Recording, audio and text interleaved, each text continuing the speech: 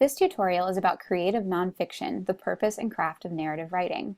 For the first section of English 101, you will be writing a narrative essay, and what we will discuss today are the elements of effective narrative writing. Let's begin by discussing what creative nonfiction is. Fiction creates worlds and characters that are not possible or do not exist in reality. While there is value in these stories, there is also great value in real-world experiences. Which brings us to creative nonfiction, which is taking reality, an experience of the author or someone else, and crafting it into a narrative that communicates a message of importance to the reader. At the heart of a narrative is essentially an argument. It's not a straightforward or direct argument, but what you're trying to prove is that there is something worthwhile in your story that your reader can learn from.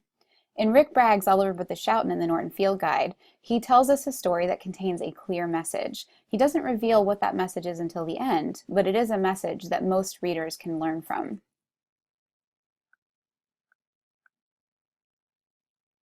What is a narrative? A narrative is a story, and a memoir is a story about the author's experience. The key features of a memoir are a good story, vivid details, and clear significance. At the heart of a narrative is a conflict, either internal or external. The conflict drives the story forward and keeps the reader interested. External conflict is a conflict that occurs between the narrator and something outside of his or her own emotions. So for example, we can have character versus character, or even character versus nature. Whereas internal conflict is a conflict that takes place internally, and this can take the form of making a decision or the narrator struggling to work through some kind of fear that he or she might have. In All Over But the Shoutin', we can see both external and internal conflict. The external conflict exists between the narrator and his father.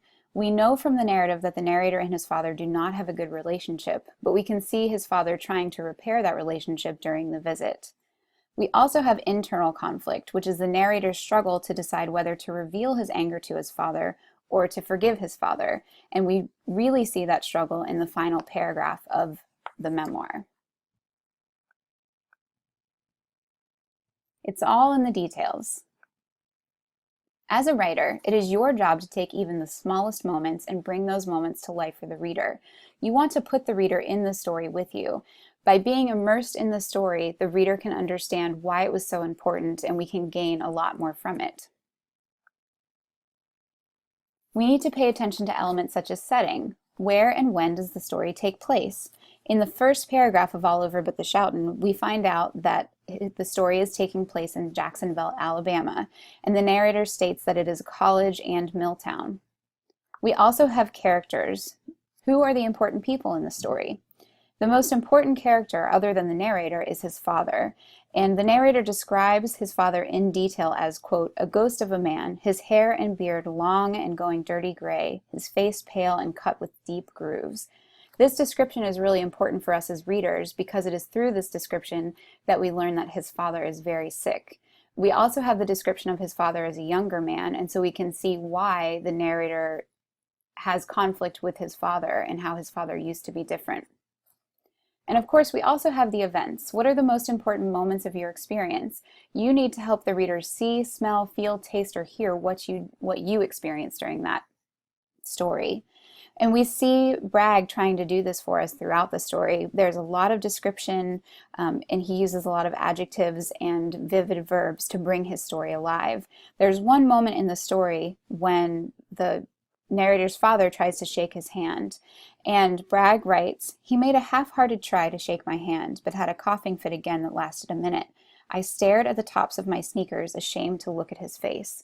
In that moment, Bragg is slowing down and is putting us in the experience with him. We can see his father as he sees his father, and we can see the tops of his shoes as he looks down at his shoes.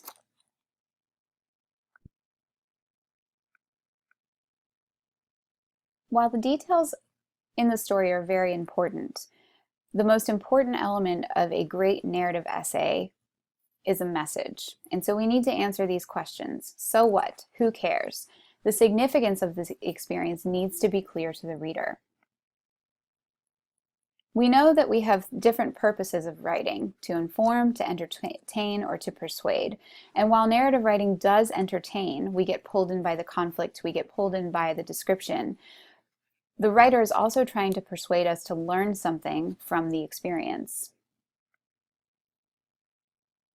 In your narrative essay, you need to reveal how that moment made a difference in your life through careful word choice, deliberate narration, and reflection. The overall message should be one that readers can identify with. We see the message of Rick Bragg's piece in the final paragraph. He writes, "I guess my heart should have broken then, and maybe it did, a little. I guess I should have done something, anything, besides mumble, 'Thank you, Daddy.' I guess that would have been fine, would not have betrayed in some way my mother, my brothers, myself. But I just stood there, trapped somewhere between my long-standing comfortable hatred and what might have been forgiveness. I am trapped there still." It is in these final lines of the memoir that Bragg reveals the significance of his experience. He's encouraging the reader to make a decision. He could have decided to express his anger, or he could have decided to forgive his father. Instead, he did neither. And the result is that he's trapped, and he will remain trapped forever because his father has passed away. What we can see in these final lines is a lesson. I think most readers can identify with his situation. Many of us have probably been in a situation where we could have expressed anger or we could have expressed forgiveness, and maybe we chose either one or maybe we chose to do neither. But Bragg is saying that he's trapped from his indecision, and so we can learn from that and moving forward can make a decision when we need to so that we are not trapped like he is.